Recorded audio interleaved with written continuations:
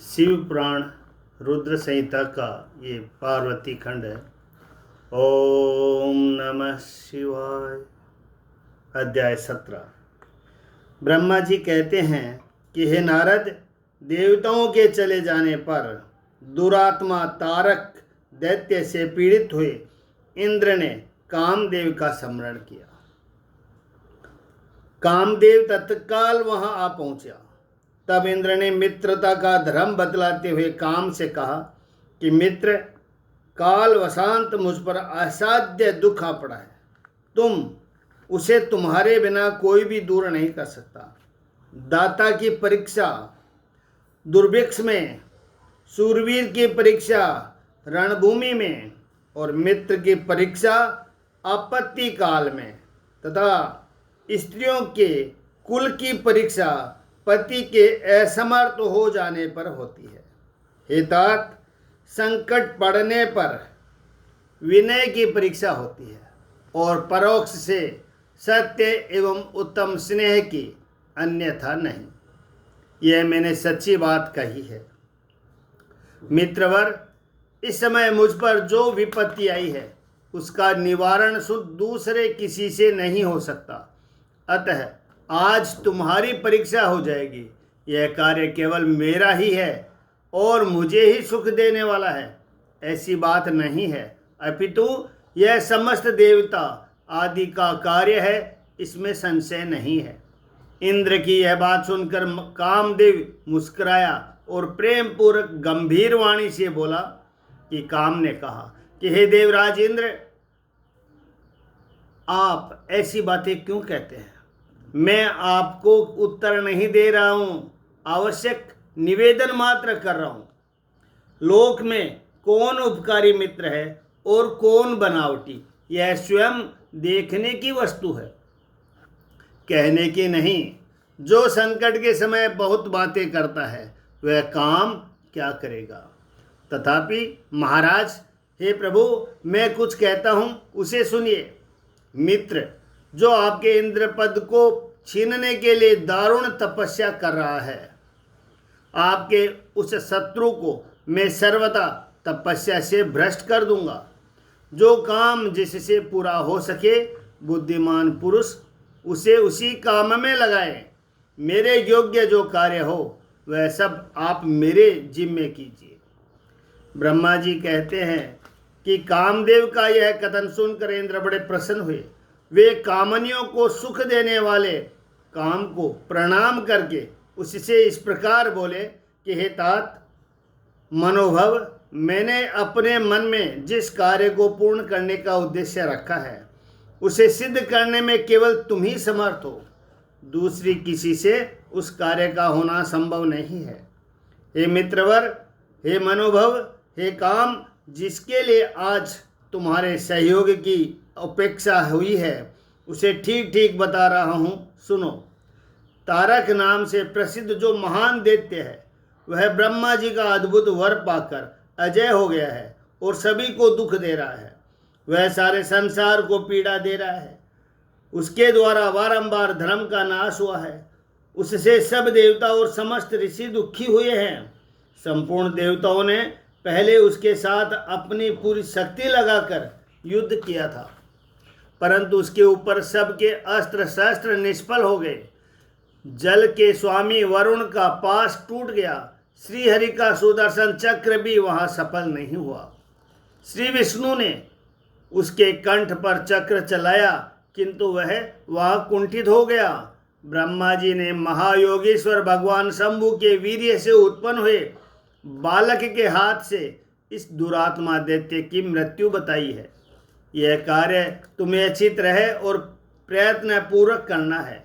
हे मित्रवर, उसके हो जाने से हम देवताओं को बड़ा सुख मिलेगा। भगवान शंभु गिरिराज हिमालय पर उत्तम तपस्या में लगे हैं। वे हमारे भी प्रभु हैं, कामना के वश में नहीं है, स्वतंत्र परमेश्वर है। मैंने सुना है कि गिरिराज नंदनी पार्वती पिता की आज्ञा पाकर अपनी 2 सखियों के साथ उनके समीप रहकर उनकी सेवा में रहती है। उनका यह प्रयत्न महादेव जी को पति रूप में प्राप्त करने के लिए ही है, परंतु भगवान शिव अपने मन को संयम नियम से वश में रखते हैं। मार जिस तरह भी उनकी पार्वती में अत्यंत रुचि हो जाए, तुम्हें वैसा ही प्रयत्न करना चाहिए। यही कार्य करके तुम कृतार्थ हो जाओगे और हमारा सारा दुख नष्ट हो जाएगा। इतना ही नहीं, लोक में तुम्हारे स्थायी प्रताप फैल जाएगा। ब्रह्मा जी कहते कि हे नारद, इंद्र के ऐसा कहने पर कामदेव का मुखारविंद प्रसन्नता से खिल उठा। उसने देवराज से प्रेम पूर्वक कहा, मैं इस कार्य को करूँगा, इससे संशय नहीं है। ऐसा कहकर शिव की माया से मोहित हुए काम ने उस कार्य के लिए स्वीकृति दे दी और शीघ्र ही उसका भार ले लिया। वह अपनी पत्नी रति और बसंत को साथ ले बड़ी प्रसन्नता के साथ उस स्थान पर गया जहाँ साक्षात योगेश्वर शिव उत्तम तपस्या कर रहे थे। अध्याय 17 समाप्त। ओम नमः शिवाय। ब्रह्मा जी कहते हैं कि हे मुने, काम अपने साथी वसंत आदि को लेकर वहां पहुंचा। उसने भगवान शिव पर अपने बाण चलाए। तब शंकर के मन में पार्वती के प्रति आकर्षण होने लगा और उनका धैर्य छूटने लगा। अपने धैर्य का ह्रास होता देख महायोगी महेश्वर अत्यंत विस्मित हो मन ही मन इस प्रकार चिंतन करने लगे कि मैं तो उत्तम तपस्या कर रहा था, उसमें विघ्न कैसे आ गए? किस कुकर्मी ने यहाँ मेरे चित्त में विकार पैदा कर दिया? इस तरह विचार करके सत्पुरुषों के आश्रयदाता महायोगी परमेश्वर शिव शंकायुक्त हो संपूर्ण दिशाओं की ओर देखने लगे। इसी समय वाम भाग में बाण खींचे खड़े हुए काम पर उनकी दृष्टि पड़ी। वह मूढ़ चित्त मदन अपनी शक्ति के घमंड में आकर पुनः अपना बाण छोड़ना ही चाहता था कि हे नारद, इस अवस्था में काम पर दृष्टि पड़ते ही परमात्मा गिरीश को तत्काल रोष चढ़ाया।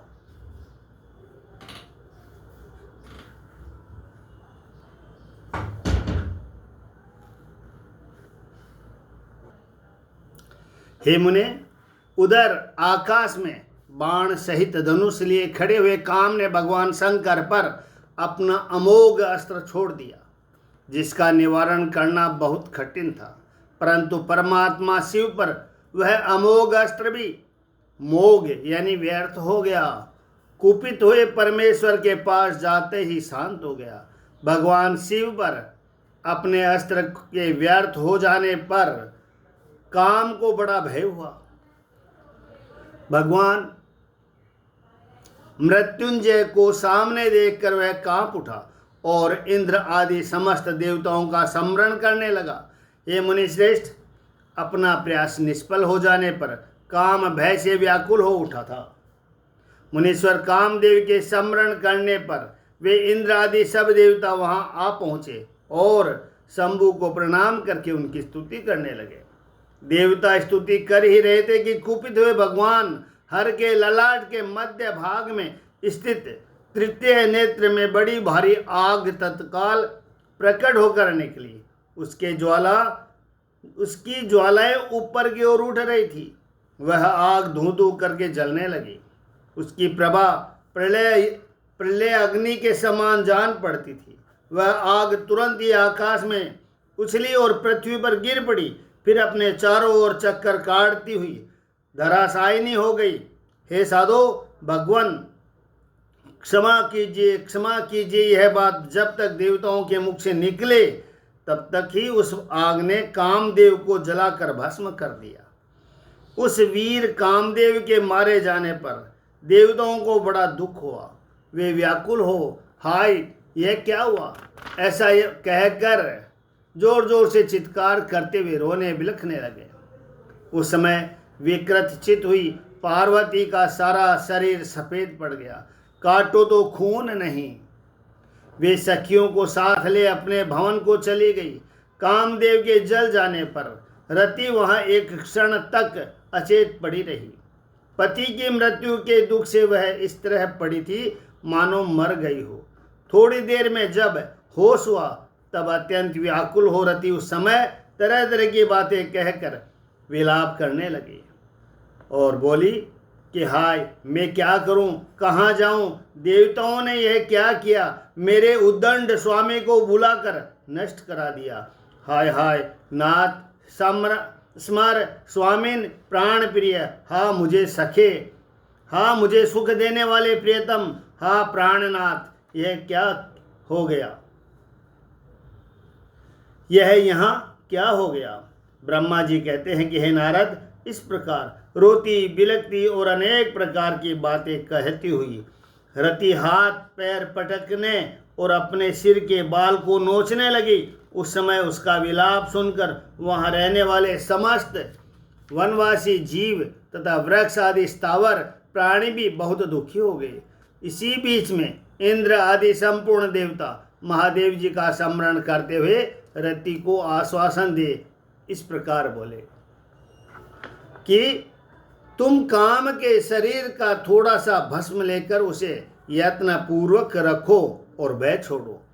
हम सबके स्वामी महादेव जी कामदेव को पुनः जीवित कर देंगे और तुम फिर अपने प्रियतम को प्राप्त कर लोगे। कोई किसी को न तो सुख देने वाला है और न कोई दुख ही देने वाला है, सब लोग अपने अपने करने का फल भोगते हैं। तुम देवताओं को दोष देकर व्यर्थी शोक करती हो। इस प्रकार रति का आश्वासन दे सब देवता भगवान शिव के पास आए और उन्होंने भक्ति भाव से प्रसन्न करके यों बोले कि हे भगवान, हे शरणागत के वत्सल्य महेश्वर, आप कृपा करके हमारे इस शुभ वचन को सुनिए। हे शंकर, आप कामदेव के करतूत पर भली भांति प्रसन्नता पूर्वक विचार कीजिए। हे महेश्वर, काम ने जो यह कार्य किया है इससे उसका कोई स्वार्थ नहीं था। दुष्ट तारकासुर से पीड़ित हो हम सब देवताओं ने मिलकर उससे यह काम कराया है। हे नाथ, हे शंकर, इससे आप अन्यथा न समझे। सब कुछ देने वाले हे देव, हे गिरीश, सती साध्वी रति अकेली अति दुखी होकर विलाप कर रही है, आप उसे सांत्वना प्रदान करें। हे शंकर, यदि इस क्रोध के द्वारा आपने कामदेव को मार डाला तो हम यही समझेंगे कि आप देवताओं सहित समस्त प्राणियों का अभी संहार कर डालना चाहते हैं।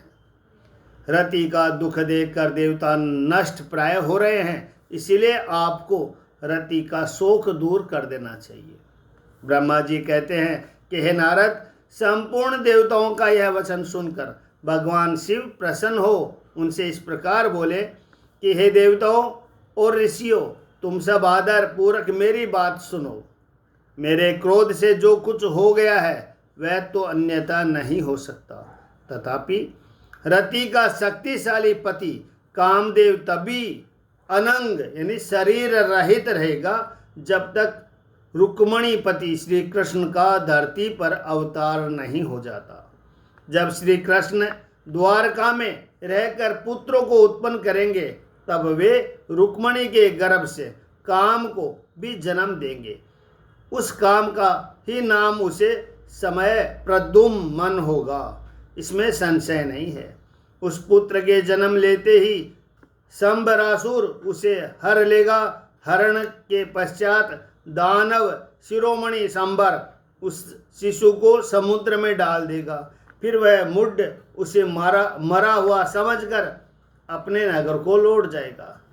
रते, उस समय तक तुम संबारसुर के नगर में सुखपूर्वक निवास करना चाहिए।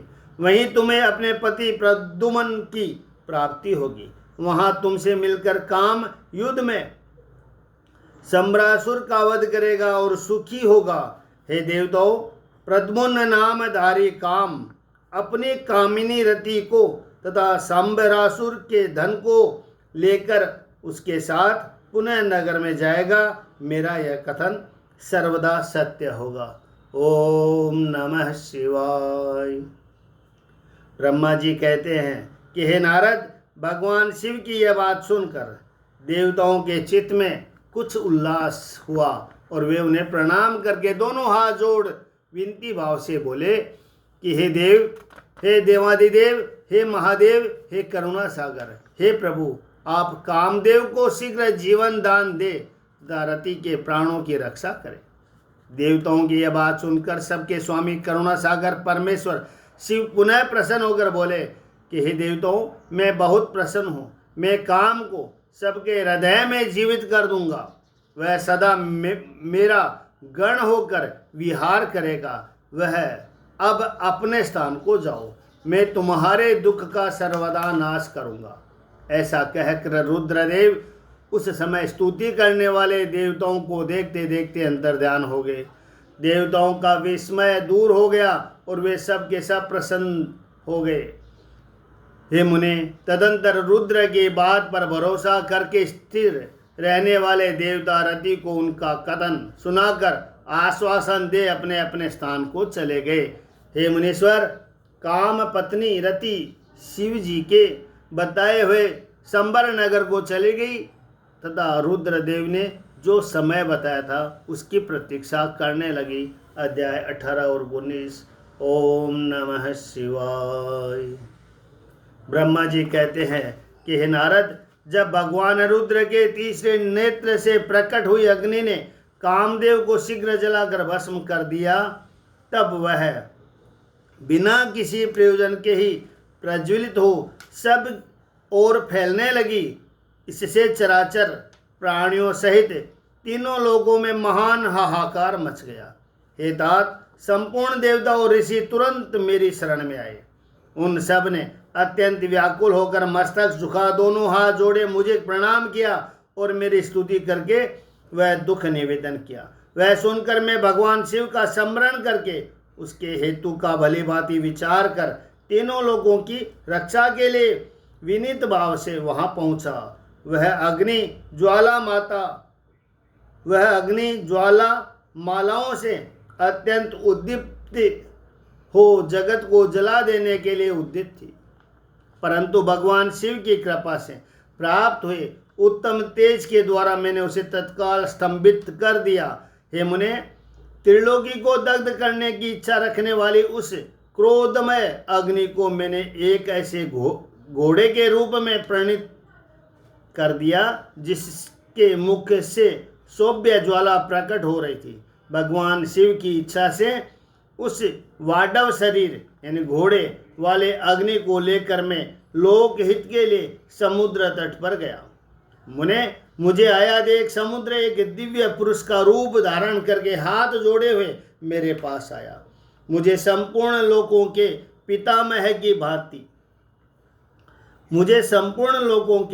पितामह की भली भांति विधिवत स्तुति वंदना करके सिंधु ने मुझसे प्रसन्नता पूर्वक कहा कि हे सागर बोले कि हे सर्वेश्वर ब्रह्मन, आप यहाँ किस लिए पधारे हैं? मुझे अपना सेवक समझकर इस बात को प्रीतिपूर्वक कहिए। सागर की बात सुनकर भगवान शंकर का स्मरण करके लोकहित का ध्यान रखते हुए मैंने उससे प्रसन्नता पूर्वक कहा कि हे तात समुद्र, तुम बड़े बुद्धिमान और संपूर्ण लोगों के हितकारी हो। मैं शिव की इच्छा से प्रेरित हो हार्दिक प्रीति पूर्वक तुमसे कह रहा हूँ, यह भगवान महेश्वर का क्रोध है जो महान शक्तिशाली अश्व के रूप में यहाँ उपस्थित है। यह कामदेव को दग्ध करके तुरंत ही संपूर्ण जगत को भस्म करने के लिए उद्युक्त हो गया था। यह देख पीड़ित हुए देवताओं की प्रार्थना से मैं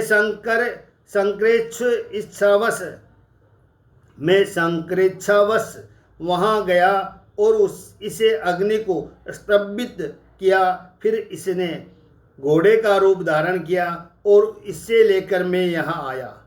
जलाधार, मैं जगत पर दया करके तुम्हें यह आदेश दे रहा हूँ, इस महेश्वर के क्रोध को जो वाडव का रूप धारण करके मुख से ज्वाला प्रकट करता हुआ खड़ा है, तुम प्रलय काल पर्यंत धारण किए रहो।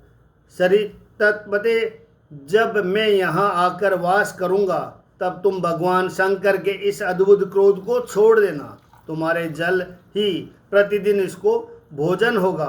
तुम प्रयत्न पूर्वक इसे ऊपर ही धारण किए रहना, जिससे यह तुम्हारी अनंत जल राशि के भीतर न चला जाए। ब्रह्मा जी कहते हैं कि हे नारद, मेरे ऐसा कहने पर समुद्र ने रुद्र की क्रोधाग्नि रूप वडवानल को धारण करना स्वीकार किया, जो दूसरे के लिए असंभव था। तदंतर वह वडवाग्नि समुद्र में प्रविष्ट हुई और ज्वाला मालाओं से प्रदीप्त हो सागर की जल राशि का दहन करने लगे। हे मुने, इससे संतुष्ट चित होकर मैं अपने लोक को चलाया और वह दिव्य रूपधारी समुद्र मुझे प्रणाम करके अदृश्य हो गया। महामुने, रुद्र की इस क्रोधाग्नि के भय से छुटकर संपूर्ण जगत स्वस्थता का अनुभव करने लगा और देवता तथा मुनि सुखी हो गए। नारद जी बोले, हे दयानिधे, मदन दहन के पश्चात गिरिराज नंदनी पार्वती देवी ने क्या किया? वे अपने दोनों सखियों के साथ कहाँ गई? यह सब मुझे बताइए।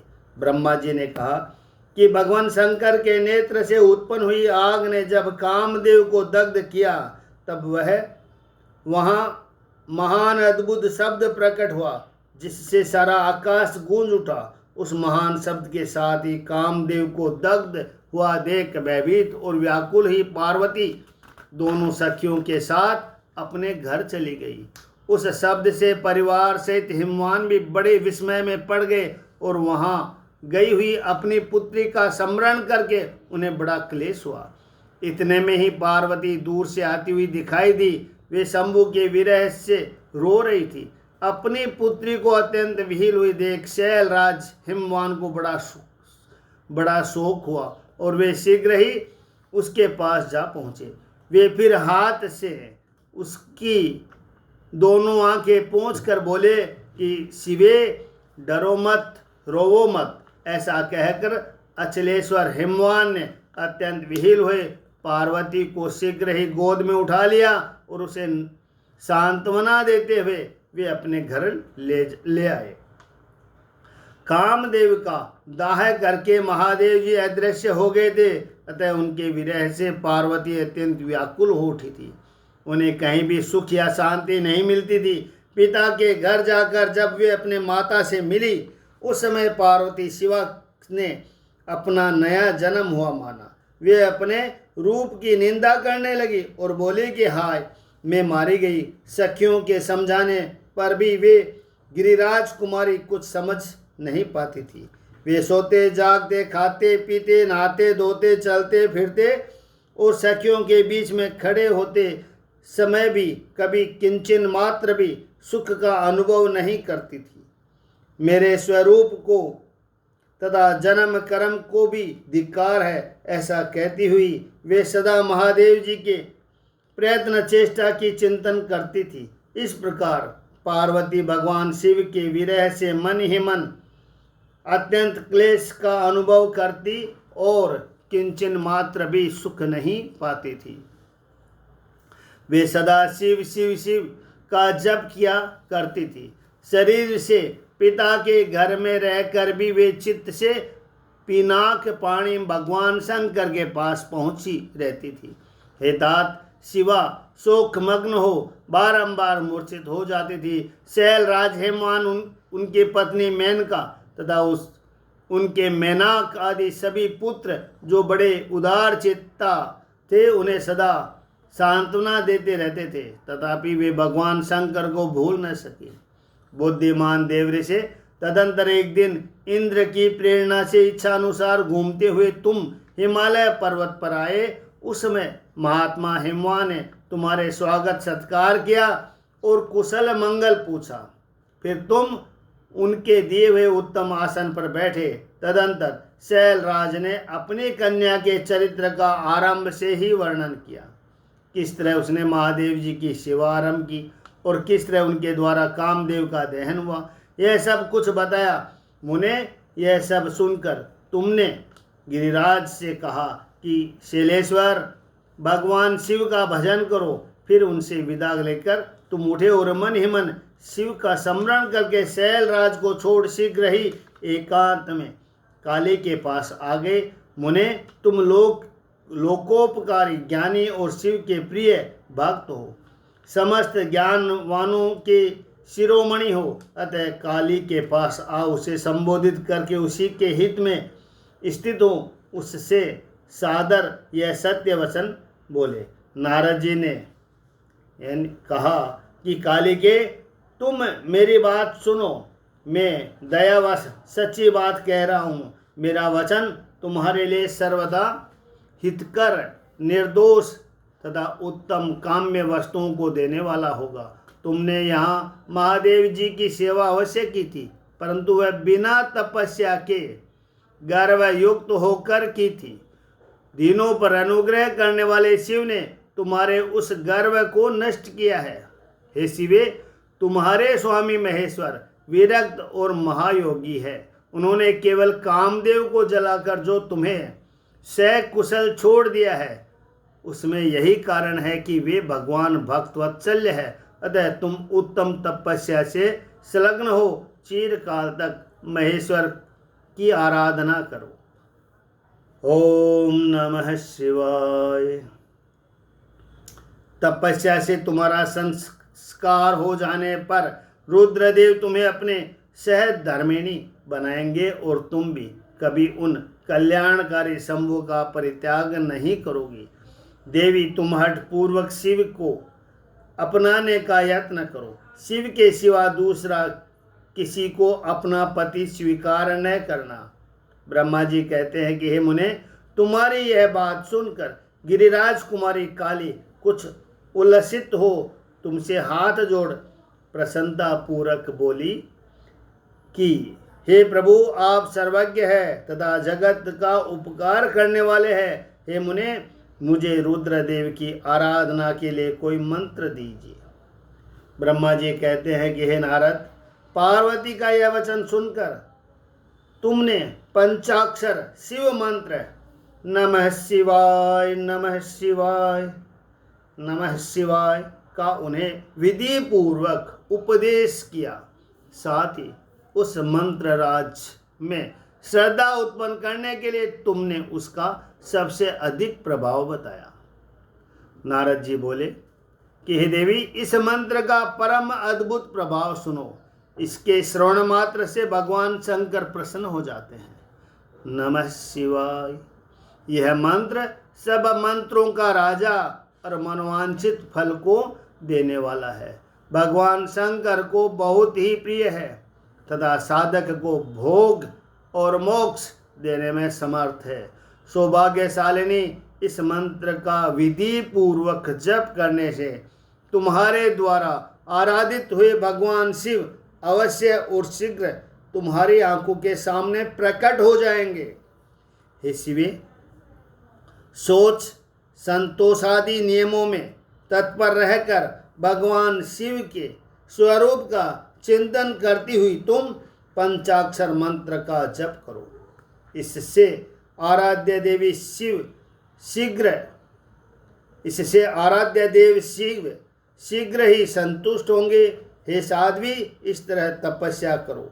तपस्या से महेश्वर वश में हो सकते हैं। तपस्या से ही सबको मनोवांछित फल की प्राप्ति होती है, अन्यथा नहीं। नमः शिवाय नमः शिवाय नमः शिवाय।